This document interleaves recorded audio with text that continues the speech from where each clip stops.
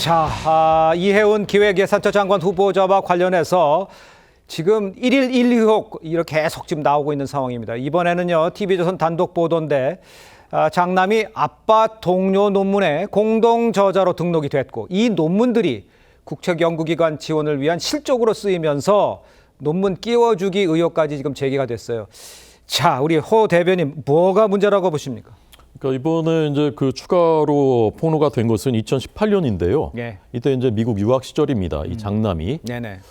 그런데 이제 그 연세대 경제학과 모 교수가 1저자로 돼 있고 이 장남이 2저자로 돼 있는 논문을 또 국내 학회지에 실은 거죠. 예. 그런데 그 연세대 경제학과 A 교수는 그 장남의 이제 아빠의 동료인 그 교수였던 겁니다. 네네. 그러니까 이미 그 전에도 아빠가 2저자로 돼 있고 본인이 1저자로 돼 있는 그 논문이 또 한 건이 있었거든요. 그러니까. 그래서 이 두 건의 논문이 다 아빠 찬스로 의심이 되는데 이것이 실제로 대외경제정책연구원 국제연구기관입니다. 네네네. 여기에 이제 박사급 채용이 있었는데 2023년에 그때 다 제출이 됐습니다. 이 두 건의 논문이. 맞아요. 그러니까 채용에 이제 영향을 미친 것이죠. 그런데 이제 실제 성적이 서류는 25위였다고 하고요. 이 장남이. 그리고 세미나 심사 때는 인사위원장이 이제 최저점을 줬었다는 것입니다. 그런데 1차, 2차에서는 그 채용이 되지 않았는데 아마 이제 앞순위, 선순위자들이 다 이제 뭐 포기를 하고 이러면서 3순위 때 채용이 됐는데 그 당시에 그 연구원장은 이해운 그 전 의원의 서울대 경제학과 1년 후배였다고 합니다. 그러니까 이런 전반의 과정이 매우 공정치가 않고 뭔가 특혜, 특권 이런 것들이 개입한 그런 정황들이 많이 보이는 상황이죠. 알겠습니다. 그런 의혹들이 지금 말씀하신 대로 그렇게 충분히 예상할 수 있는 그런 상황이 연출이 됐다는 얘기를 해주신 건데 국민의힘에서는 부모 찬스를 활용하는 사람이 장관이 되는 것은 사회 도덕성에 상처가 된다 이렇게 얘기를 하고 있고 또 조국 사태와 이렇게 비교하면서 직격하는 경우도 있어요. 우리 여 대변인께서 보시기에는 비교하면 비슷한 거 아닙니까? 아빠 찬스?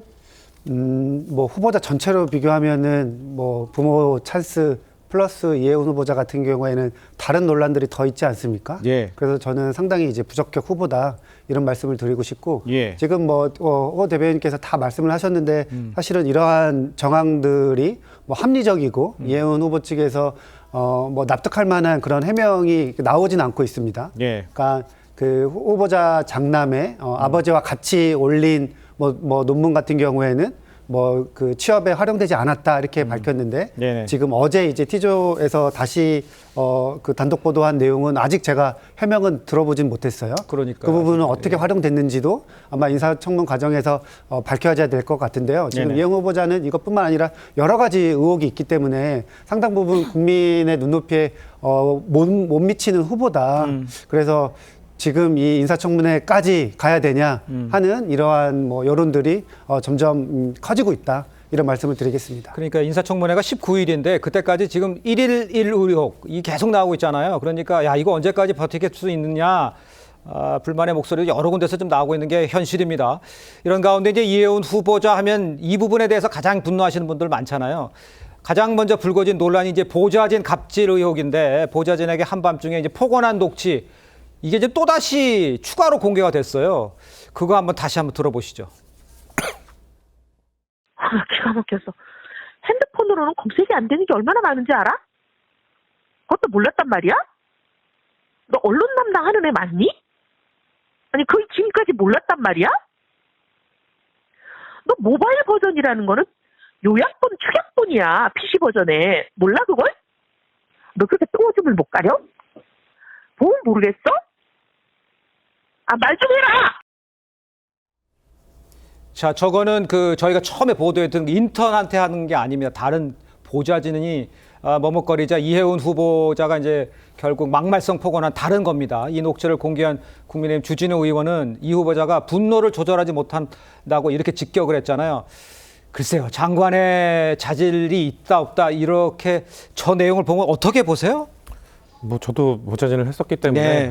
저런 식의 대우를 받는 보좌진들은 소문이 나거든요. 때문에 그래서 이해운 후보자는 사실 의원 시절부터 저런 좀 그 보좌진들에게 좀 막말을 하는 걸로 좀 알려져 있던 분이긴 합니다만 네네. 지금 일단 뭐 녹취가 딱 두 개 공개됐잖아요.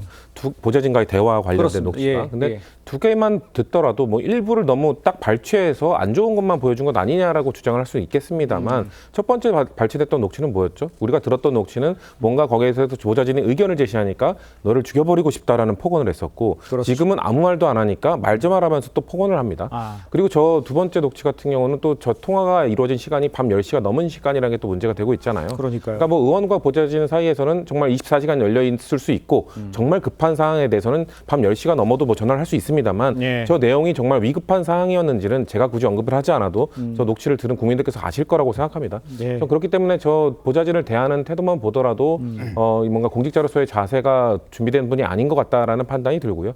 민주당에서는 저런 폭언이나 이런 부분들을 다 옹호하고자 뭔가 인사청문회까지 가자고 얘기를 해왔던 게 아닙니다. 아. 인사청문회까지 가서 정책적 이야기를 좀 들어보고 대통령의 이런 임명 취지를 좀 살려보자라는 거기까지 가보자는 거였지. 예. 저런 의혹, 뭐 보좌진 갑질 의혹, 뭐 투기 의혹, 그리고 뭐 청약 의혹 이런 것들을 다 덮어주고 눈 감고 가자는 취지가 전혀 아니었기 때문에 예. 저런 부분에 대해서는 저희도 충분히 문제의식을 갖고 있다는 말씀드리겠습니다. 그러니까 지금 뭐 뒤에 가서 얘기를 좀 하려고 그랬는데 지금 상황에서 청문회까지 가보자고 하는 의견들이 민주당에서 나오는 것 자체도 사실 조금 받아들이기 어렵다. 그렇게 해석을 하면 되겠습니까? 지금까지는 예. 거기까지 가더라도 사실 아까 말씀드린 정책성 검증을 하더라도 그러니까요. 도덕성 검증을 넘어설 수 있겠느냐라는 우려가 있었는데요. 근데 아까 말씀하신 것처럼 하루에 하나 이상이 나오고 있는 상황 속에서 과연 이거는 그러면 하루가 지날 때마다 이재명 대통령에게도 타격이고 민주당에게도 지금 타격이거든요. 그렇기 때문에 이런 걸 버티면서 그때까지 가는 것이 과연 의미가 있겠느냐라는 내부 목소리도 조금씩 더 나오고 있는 상황입니다. 알겠습니다.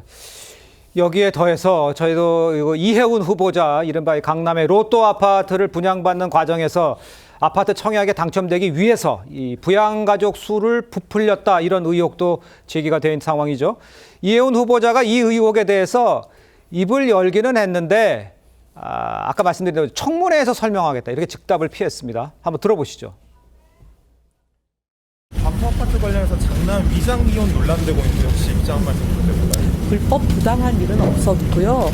그리고 청문회에서 소상히 설명을 드리면 충분히 납득하시리라고 믿습니다. 자, 앞서서 우리가 이해운 후보자의 도덕성 문제가 참 문제가 심각하기 때문에 그것만 봐도 문제가 있다 이렇게 얘기를 하고 있는데 이 부분은 시청자 여러분 어떻게 생각하십니까? 국토부가요. 이 분양 의혹에 대해서 사실 확인 착수에 나섰고 조만간 결과가 나올 겁니다. 부정청약, 계약 취소는 물론요 사안에 따라서 징역형에 처할 수 있는 범죄입니다. 주진우 의원은 이해운 후보자보다 훨씬 가벼운 사안도 징역형 받았다 이렇게 말을 하고 있는데 우리 호준석 대변인께서는 어떻게 보세요? 저렇게 해가지고 이제 70억짜리 지금 아파트 이제 부당 이득을 90억일 수도 있대요. 90억인가요? 네. 이게 그 주택법 66조에는 예. 거짓이나 부정한 방법으로 주택을 공급받으면 3년 이하 징역이나 3천만 원 이하 벌금 이렇게 돼 있고요. 네네. 주민등록법 37조에도 주민등록을 사실과 다르게 기재한 경우 똑같습니다. 이것도 3천만 원 이하 벌금이나 3년 이하 징역. 예. 그러니까 둘 다 이제 수사의 대상이에요. 명백하게 수사의 대상입니다. 그래서 이것은 뭐 청문회로 갈 문제가 아니고요. 저 청문회로 가서 하겠다는 거는 김민석 수법이거든요. 똑같이 그랬습니다. 그때 시간 끌다가 청문회 때 자료 내겠습니다 했는데 실제 자료도 별로 내지 않았고 그냥 그 기간에 좀 잊어버려지고 또 다른 게 뭐가 큰 게 터지면은 또 좀 뭉개지고 이런 걸 기대하는 것 같습니다. 그런 것 같은데 저는 이게 청문회로 갈 문제가 아니라 수사받고 벌 받을 일이 있으면 벌 받아야 될 사안이다라고 생각하고요. 예. 아까 이제 녹취를 들으면서 제가 느끼는 거는 이분의 그 분노는 분노 조절을 못하는 게 아니라 안 하는 것일 뿐만이 아니라 예. 두 건이 모두 그냥 사익과 관련된 자기 보도, 내 기사가 왜 이렇게 나갔어라는 겁니다. 무슨 정책이나 무슨 국가의 사무나 이런 것에 대한 것이 아니에요. 그냥 자기 문제, 모든 것이 자기 사익을 추구하는 그런 거거든요. 이 부동산 투기도 마찬가지고요. 앞에 영종도 딱 마찬가지고 이런 분한테 우리나라 국가 예산 700조를 맡기는 기획예산처 장관 말도 안 된다고 생각합니다. 알겠습니다. 이해훈 후보자에 대한 민심도 지금 심상치가 않습니다. 제가 그래픽을 보면서 설명을 올리면요. 한국갤럽 여론조사에서 이해훈 후보자 장관집에 적합하다는 의견 16%, 부적합하다 47%였습니다. 주목할 점은요. 2019년 자녀 입시 비리 논란이 있은 조국 당시 법무부 장관 후보자를 향한 적합도보다 낮은 수치입니다. 물론 그걸 똑같이 놓고 비교할 수는 없지만 그만큼 민심이 어떻다는 걸 읽을 수는 시청자 여러분도 있을 것 같아요. 이현정 의원님께서 보시기에는 전체적으로 글쎄요. 이렇게 하면서까지 청문회 아까 언급해 주신 것에서 기억하는 게 지금 하루기 때문에 버틸 수도 있다 이렇게까지도 생각하고 있는 겁니까? 아니, 근데 도대체 청와대에서 뭘 검증했습니까? 아니 도대체 언론들이 이렇게 하는 것보다 만약에 청와대에서 뭐 꽤 한 달여 동안 검증을 했을 텐데 예. 제가 좀 물어보고 싶어요. 뭘 검증했냐고. 아니 이게 지금 예를 들어서 기본적인 자료만 봐도 문제가 나오는 거고 네. 자 보좌진을 몇 명한테만 물어봐도 세평에 대한 이야기가 나올 수 있잖아요. 그러니까 검증의 어떤 시스템이 근데 이게 통합입니까? 이게 탕평이에요? 이런 게? 그리고 저는 이번에 이 김병기 전 원내대표나 이해운 이분들 보면서 야 우리나라의 정치인들이 살아가는 법이 이런가? 라는 생각이 들어요. 우리 국민들의 대표들이잖아요. 자, 이 국민의힘도 비판할 게 없는 게 이분이 국민의힘에서 5번 공천받았습니다. 3번은 국회의원 했고요. 그렇죠. 그 좋다는 서초에서 했습니다. 그리고 이제는 또 이 민주당 정권 하에서 또 장관 후보자로 나섰어요. 네. 근데 왜 이런 분들이 승승장구하죠? 이렇게 문제 많은 분들이 또 김병기 원내대표 그렇게 문제 많은 분들이 왜 원내대표까지 하죠? 자, 그걸 용인해 주는 게 우리 정치권 아닙니까? 그러면 저는 정치권이 정말 부끄러워해야 돼요. 정말 이걸 추천하신 분들, 검증하신 분들이 부끄러워해야 됩니다. 이걸 무슨 뭐 법적으로 뭐 문제가 없다, 청문회 때 보자? 국민들이요, 정말 이 정치권에 이걸 보고서 당신들도 똑같은 사람 아니야? 나는 아마 지적을 받을 수 있을 겁니다. 네. 자, 그러니까 봐주자는 거 아니야? 자, 그러면 국민들은 그런 생각이 들 거예요. 정말 이분을 임명하고 지명을 하면 당신들도 똑같은 사람이다. 그렇기 때문에 이거를 말을 못하는 거 아니냐? 라는 비난을 받을 겁니다. 세상에 역대 제가 쭉 정치권을 오랫동안 지지해 왔는데 이렇게 두 분의 삶 자체가 보면 정말 갑질이란 갑질, 또 분노 조절 장애는 또 분노 조절 장애대로, 또 뭐 재산은 불리기는 또 방법대로 온갖 나쁜 방법을 다 동원했던 분인데 예. 그런 분을 우리가 장관으로 모셔야 되겠습니까? 알겠습니다. 지금 아주 강하게 비판해 주셨는데 민주당에서도 사실 이해운 후보자가 사퇴해야 한다 이런 목소리 곳곳에서 나오고 있고 번지고 있는 이런 상황이죠. 국민의힘에서는 사퇴는 물론이고 경찰 수사를 촉구하고 있는 상황인데 청와대 아까도 좀 언급해 주셨습니다만 일단 선을 긋고 있습니다. 함께 들어보시죠. 기획예산처 장관 후보자로서는 적절치 않다고 생각을 합니다. 말 그대로 나라의 돈을 다 다루는 자리예요. 예. 그래서 사실 돈에 있어서만큼은 깨끗할 필요가 있다. 저는 사퇴해야 한다고 생각합니다. 이 후보자가 받아야 할 것은 청문회가 아니라 경찰의 수사입니다. 더 이상 자리에 연연할 명분이 없습니다. 즉각 사퇴하십시오. 국민들이 그렇게 이해해 주실 거라고 생각합니다. 국민들의 시선에 맞게 그거를 해명을 계속 해 나갈 것으로 기대합니다. 그 성취윤 부회장께서 네. 보시기에 협치도 중요하죠. 그렇게 해서 중요한 건데 지금 이 상황에서 이런 것들이 쭉 나와 있는 이 상황에서 소위 말해서 같이 됐다, 기회 됐다 하더라도 이렇게 업고 갈 수 있는 상황인가? 이거는 어떻게 보세요? 점점 업고 가기 힘들어지고 있죠. 그러니까 아까 말씀드린 것처럼 저는 대통령의 임명 취지 그거는 국민들께 좀 더 설명드릴 필요가 있다고 생각했거든요. 네. 사실 그래서 인사청문회까지 가면은 지금은 사실 도덕성 검증만 쫙 이루어지고 있기 때문에 네네네. 왜 대통령이 보수 인사, 왜 대통령이 본인의 정책적 방향과 다른 사람을 임명했는지에 대한 설명을 드릴 시간이 너무 불충분했어요. 그렇기 네네. 때문에 대통령이 임명 취지를 충분히 설득드릴 수 있어야 혹시나 이해운 후보자가 낙마한다 하더라도 그 이후에 또 다른 보수 인사를 임명했을 때 국민들이 놀라시지 않고 우리 당 지지자들도 아 이런 목적 때문에 대통령이 이런 인사를 하고 있구나라는 걸 이해할 수 있기 때문에 그렇죠. 그걸 설명할 자리를 좀 갖기 위해서라도 인천까지 가기를 바랬다는 말씀을 드리는 건데 근데 지금 이 정도 의혹이 오고 있으면 이건 배보다 배꼽이 커도 너무 큰 겁니다. 예. 그 임명 취지를 설명하기 하더라도 국민들 귀에는 이미 뇌리에 박혀 있는 이 도덕성에 대한 불감증, 너무 많은 의혹들, 이 의혹을 넘어서는 혐의들 이런 것들에 대해서 국민들께서 신뢰를 주지 않고 계시기 때문에 저는 대통령실도 고민이 클 거라고 생각하고 예. 후보자 본인도 과연 본인의 이 정책적 방향에 대해서 그래도 신뢰를 해준